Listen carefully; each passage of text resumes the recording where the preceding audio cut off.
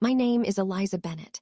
I am 36 years old, the CFO of a thriving consulting firm based in the gray, sprawling heart of Seattle. To the outside world, I am a portrait of modern success, respected in boardrooms, composed under pressure, a woman who built an empire from the ground up. On paper, I have everything a person could want: the corner office, the sleek apartment, the financial freedom that most only dream of. But there is a hollow space inside me that no amount of professional accolades can fill.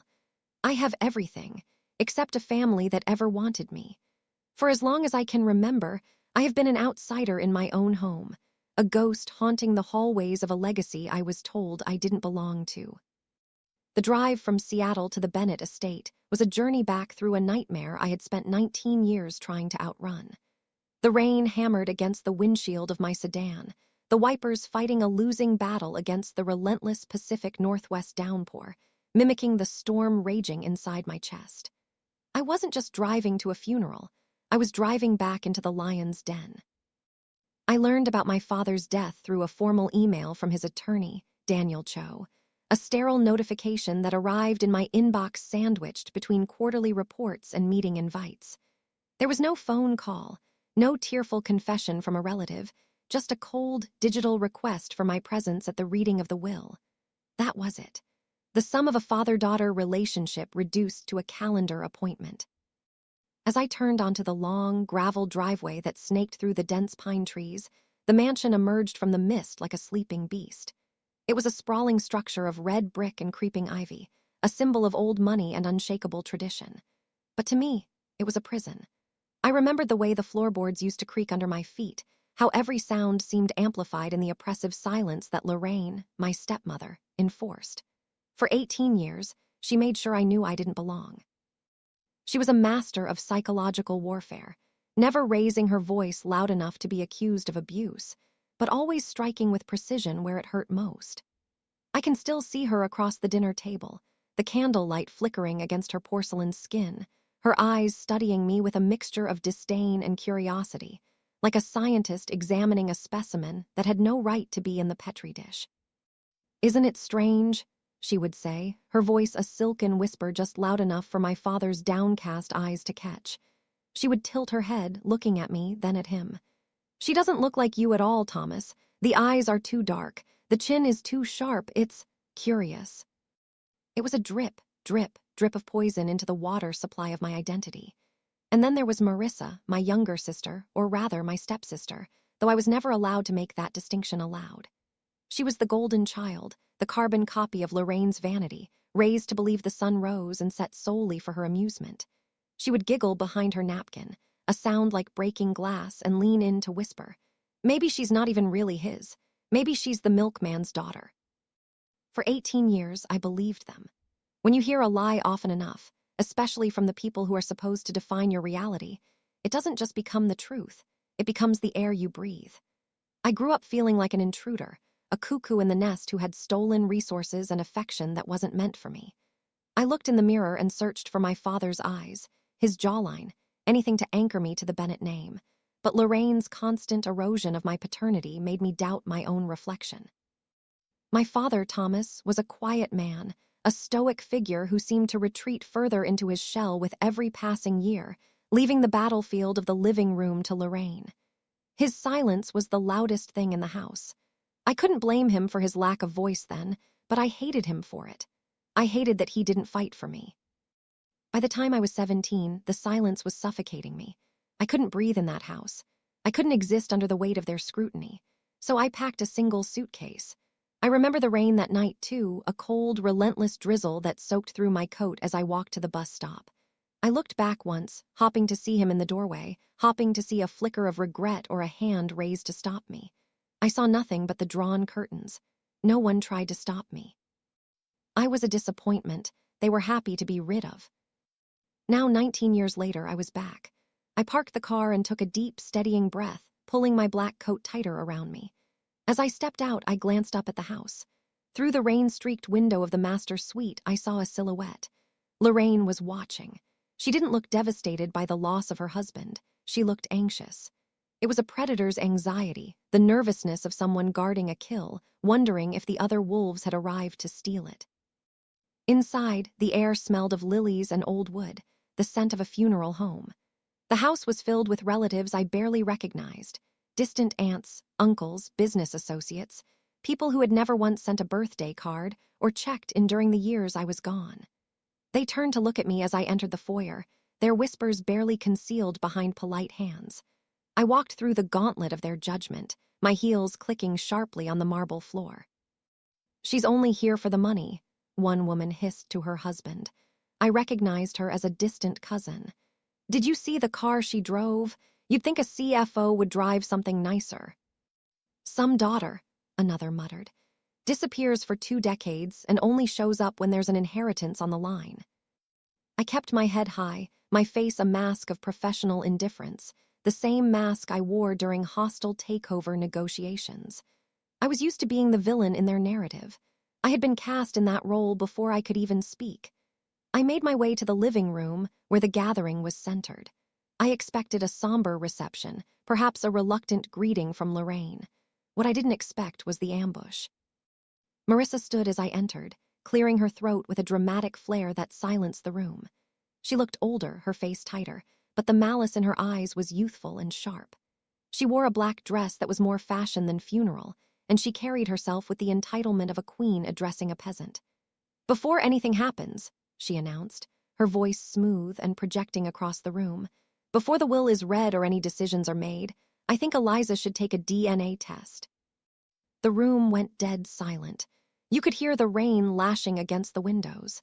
The audacity of the request took my breath away.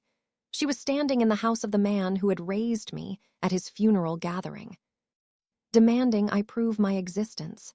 "To prove she's actually Dad's biological child," she finished, smiling sweetly, a predatory baring of teeth.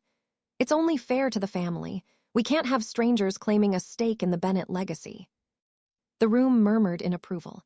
They were a jury, and they had already convicted me. I looked at Lorraine, who sat on the velvet sofa, dabbing her eyes with a handkerchief but nodding slowly in agreement. This was their final play. They wanted to erase me completely, to turn me into a punchline, a thief caught in the act. They thought I would crumble. They thought I was that scared 17-year-old girl packing a suitcase in the rain. My hands shook not with fear, but with a rage so pure it felt cold in my veins. I could have walked out. I had my own money, my own life. I didn't need their inheritance. But this wasn't about money. It was about the truth. It was about 20 years of being gaslit. I turned to Marissa, meeting her gaze with a steadiness that surprised even me. "I'll take it," I said calmly. My voice didn't waver. It cut through the hum of the room like a knife. "I have nothing to hide." Marissa smirked, thinking she had won. "Good, then there's no problem." "But," I continued, raising a finger, "if inheritance depends on biology, we should all be tested. Everyone who stands to gain." Marissa laughed, a sharp, brittle sound. "Fine, I have nothing to hide. I'm his daughter in every way that matters, do your worst." She turned to her mother, seeking validation. But as she did, I saw something flash across Lorraine's face. It was brief, a micro-expression that most would miss. But I had spent my childhood studying Lorraine's face for signs of danger. It was fear, pure, unadulterated fear. She knew something she didn't want coming to light. The DNA results would take a week of living in this mausoleum of lies. I was given a guest room that felt more like a holding cell. The sheets were stiff, the air smelled of lavender and old secrets, and the windows faced the garden where I used to play alone. Lorraine watched me constantly. At breakfast, she would stare at me over her coffee cup, her eyes calculating. She was trying to figure out my angle. She couldn't understand why I wasn't crumbling. Marissa avoided me entirely, retreating to her room or leaving the house for hours, likely spending the inheritance she hadn't yet received. The tension was a physical weight, pressing down on the ceilings, making the walls feel like they were closing in. But the worst was the funeral itself. It was a masterclass in performance art. The church was filled with flowers, the air thick with incense. I was seated in the back row, behind cousins and business associates, separated from the family by an invisible velvet rope. I picked up the program, printed on thick, expensive cardstock. The Bennett family was listed in elegant gold script. Thomas Bennett, Lorraine Bennett, Marissa Bennett, and then at the very bottom in a smaller font under a section labeled Other Relatives was my name. Eliza Bennett. Other. I was an appendix to my own father's funeral. Lorraine delivered a flawless eulogy. She spoke of her devoted husband, their fairy tale romance, and their beloved daughter, Marissa, the light of Thomas's life. She spoke for 20 minutes, painting a picture of a perfect family unit, a trinity of love that excluded me entirely. She never once said my name. She never once acknowledged the daughter who sat in the back row, drowning in grief not just for her father, but for the relationship that never was. I watched her, mesmerized by her cruelty. She wasn't just erasing me. She was rewriting history, cementing her lie in stone. After the service, the guests mingled on the lawn, sipping wine and eating canapes. I stood apart, feeling like a ghost haunting my own history. I was ready to leave, to drive back to Seattle and wash this entire chapter from my skin when I felt a hand on my arm. It was Rosa, the longtime housekeeper. She was older now, her face lined with years of service and silence. She looked at me with eyes full of a pity that felt like a sharp blade.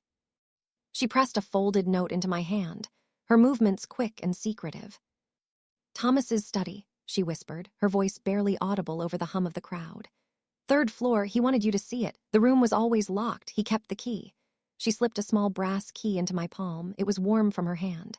"Your father kept it at Mr. Cho's office," she whispered, glancing around to make sure Lorraine wasn't watching. After his stroke, Lorraine controlled everything. Visitors, mail, phone calls, he was trapped. But he made sure this key got to me. He made sure you would get it. I didn't open the note until I was back in the safety of the guest room. It was a single line, written in Rosa's hurried script. "The truth is in the walls." That evening, I waited until the house was silent. The floorboards creaked as I made my way up the grand staircase, past the master bedroom where Lorraine slept, up the narrow servant stairs to the third floor. The hallway was dark, the air thick with dust. At the end of the corridor was the door to the study. It had been forbidden territory my entire life. I had always assumed it was just storage, or perhaps a place where my father did the boring work of managing the estate. My heart hammered against my ribs as I slid the brass key into the lock. It turned with a heavy, metallic click. I pushed the door open. The room was pitch black. I fumbled for the light switch and flicked it on. What I saw knocked the air from my lungs. The walls were covered. Every inch of space was plastered with photographs, newspaper clippings, and magazine cutouts. It was a shrine, but it wasn't a shrine to the family downstairs. It was a shrine to me. I walked into the room slowly, my eyes wide, trying to process the visual overload. There were pictures of me I didn't even know existed. Me entering my office building in Seattle. Me speaking at a tech conference in Austin. Me laughing with colleagues at a coffee shop. Me walking my dog in the park. Clippings from business journals, my face circled in red ink. Articles about my promotions, my successes, written under the name Eliza Monroe. The name I had taken, my mother's maiden name, to distance myself from the Bennetts. He had been watching. All those years of silence, all those years of distance, he had been tracking my life. He knew everything. I touched a photo of me receiving an award, my father's handwriting in the margin, my brilliant girl, so proud. Tears blurred my vision. I wasn't the forgotten daughter. I wasn't the intruder. I was the obsession of a man who didn't have the strength to fight for me in the open, but who loved me in the shadows. It was a devastating, beautiful, tragic discovery. On the desk in the center of the room sat a single, thick file. I sat down in his leather chair, the scent of old paper and tobacco filling my nose, and opened it. The first document was a DNA test, dated 12 years ago. I scanned the page, my heart hammering. Subject, Eliza Bennett. Biological father, Thomas Bennett. Probability of paternity, 99.99%. He had tested me. Or rather, he had tested samples he must have kept. He knew I was his. I turned the page, my hands shaking. The second report was labeled subject, Marissa Bennett. My breath hitched. I read the results line by line. 0 biological relationship detected. Marissa was not his daughter. My mind raced, the implications crashing over me like waves. Lorraine had spent 18 years gaslighting me about my parentage, making me feel like the fraud while her own daughter. I flipped through the rest of the file. There were medical records. Years ago, when Marissa was a teenager, she had needed a bone marrow transplant. My father had volunteered immediately. He would have done anything for his child. But the testing revealed he wasn't a match. That was how he found out. The biological impossibility of saving her, because he wasn't her father. At the bottom of the pile were legal documents, divorce papers, finalized 5 years earlier. My parents had been divorced for 5 years, and I hadn't known. Lorraine had hidden it. She had maintained the facade of the grieving widow while legally being his ex-wife. And then, at the center of the desk, propped up against a lamp, was a final letter. The envelope was worn, the paper inside yellowed.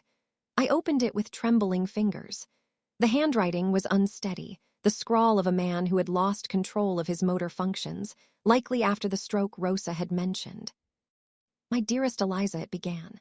"If you are reading this, then I am gone and you have found the key. I am sorry. Those are the 2 words I have wanted to say to you for 19 years. I am sorry for the silence. I am sorry for the weakness. When you left, a part of me died, but the fear of what Lorraine would do if I chased you kept me frozen. She controlled the narrative. She controlled the money.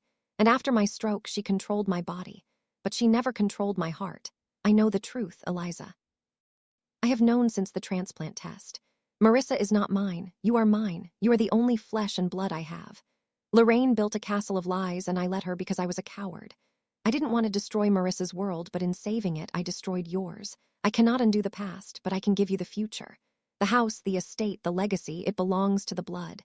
It belongs to you. Do not let them win. Do not let them make you feel small. You are the truth. They are the lie. All my love always, your father." I sat in the silence of the study, the letter pressed against my chest, weeping. I wept for the little girl who doubted her place in the world. I wept for the father who was trapped in his own home, loving me from a distance. And I wept for the revenge that was now inevitable. Footsteps echoed on the stairs, heavy, hurried footsteps. I quickly wiped my face, sliding the divorce papers and the DNA tests into my bag. I turned as the door creaked open. Marissa stood in the doorway. She was pale, her eyes wide. She looked around the room, at the walls covered in my face, at the empty desk where the file had been. "What is this?" she whispered. "What did you find?" I stood up, the leather chair creaking behind me. I looked at her, really looked at her. She wasn't my sister. She wasn't a Bennett. She was the lie Lorraine had told to secure her throne. "Answers," I said, my voice low. "I found answers." She stepped into the room, her eyes darting to the empty spot on the desk. "Where are the papers? What was in the file?" I walked toward her, stopping just inches away. "You should ask your mother, Marissa. You should ask her about the bone marrow transplant. You should ask her why my father wasn't a match." Marissa's face crumbled, confusion and a dawning horror twisting her features. "What are you talking about? He was my dad. He raised me." "He did," I said softly, "but he wasn't yours, and all this time. You made me believe I was the imposter." 3 days later, we sat in Daniel Cho's office. It was a room designed for neutrality, beige carpets, abstract art, soundproofed walls, but the air crackled with electricity. Lorraine arrived in black, her posture perfect, her grief carefully performed. She sat in the high-backed leather chair, her hands folded in her lap, the picture of the aggrieved widow. Marissa sat beside her, but not as close as she used to. There was a chasm between them now, a fracture I had planted with just a few words in the study. In the corner of the room, a woman I hadn't seen in decades sat silently. Margaret Hale, my grandmother, my mother's mother. Lorraine had kept her away, branding her a troublemaker, a woman who couldn't accept Thomas's new life. Margaret looked at me, her eyes wet, and gave me a small, almost imperceptible nod. She knew. She had always known. Daniel Cho adjusted his glasses, the light from the window catching the lenses. He looked tired. "Thank you all for coming," he began, his voice a dry baritone. "Thomas Bennett was a man of precision. He updated his will 2 years before his death. He added a specific clause, one that I am bound by law to execute." Lorraine shifted in her seat, her mask of composure slipping for a fraction of a second. "Daniel, surely this is unnecessary. The DNA test was just a formality. Marissa requested it to ensure fairness, but we all know the truth." Daniel raised a hand, silencing her. "The clause is explicit. Mr. Bennett's estate shall be distributed solely to his biological children. All claimants must consent to DNA verification. Refusal forfeits inheritance. He picked up the first envelope. The results for Eliza Bennett. He opened the flap and pulled out the sheet. He didn't read the percentages, he just placed it on the desk in front of me. 99.99% biological match. I exhaled, a breath I felt like I had been holding for 36 years. I looked at Lorraine. She didn't flinch. She still thought she had the upper hand. And now, Daniel continued, picking up the second envelope. The results for Marissa Bennett. The room was silent. I could hear the ticking of the antique clock on the wall. Tick, tick, tick. Marissa sat rigid, her knuckles white as she gripped the armrests. Lorraine stared straight ahead, refusing to look at the envelope. Daniel opened it. He scanned the paper, his expression unreadable. He cleared his throat. Marissa Bennett, 0 biological relationship detected to Thomas Bennett. The room detonated. It wasn't a physical explosion, but the shockwave was palpable. Marissa shot up from her chair, the wood scraping loudly against the floor. That's impossible, she screamed, her voice cracking. Run it again, they messed up. He's my dad. He raised me. She turned on Lorraine, her eyes wild, searching for a denial. Tell them it's wrong, Mom, tell them. Lorraine didn't move. She sat frozen, like someone caught mid-crime by a searchlight. Her face was a mask of terror. The game was over. The lie she had spun for decades had finally snapped back and hit her. I reached into my bag. The time for silence was over. I pulled out the file from the study, the file my father had left for me. I slid the 12-year-old DNA report across the polished mahogany desk until it rested in front of Daniel. He already knew, I said softly. The sound of my voice cut through Marissa's sobs. He found out years ago during the transplant testing. Lorraine snapped back to life, her eyes darting to the document. That's privileged medical information. It's a lie, she hissed. I looked her dead in the eye. It's the truth you hid from him, the truth you hid from Marissa. You made her believe she was the heir, and you made me believe I was the mistake. Daniel Cho adjusted his glasses again, looking at the document I had provided, then back at his file. He pulled out another paper, the divorce decree. Mrs. Shaw, he said, his voice gaining an edge of steel. Your divorce from Mr. Bennett was finalized 5 years ago. You have no legal standing here. You are not the widow. You are an ex-wife with no claim to the estate. And Marissa's claim by the will's explicit terms depends on biology. She has no claim either. Marissa's face crumpled. She looked from the lawyer to her mother, the realization crashing down on her. You knew, she whispered, her voice breaking. All these years, you made me hate her. You made me think I was the real one. You knew I wasn't his. Lorraine reached for her daughter, her hands trembling. I was protecting you, she stammered, her voice desperate. I was protecting our life. I was destroying her so we could survive. Marissa recoiled, stepping back as if burned. You didn't destroy her, she said, her voice hollow. You destroyed me. You built my whole life on a lie. She looked at me then, her eyes filled with a horror that was painful to witness.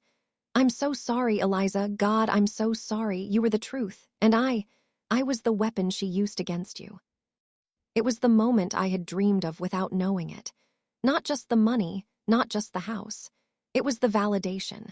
It was the truth finally stepping into the light and burning away the shadows.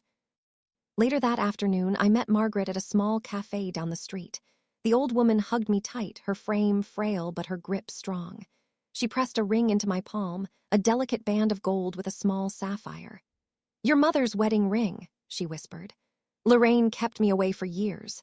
She told Thomas I was dead to the family, but your mother wanted you to have this. She wanted you to know you were loved. 6 months passed. I sold the mansion.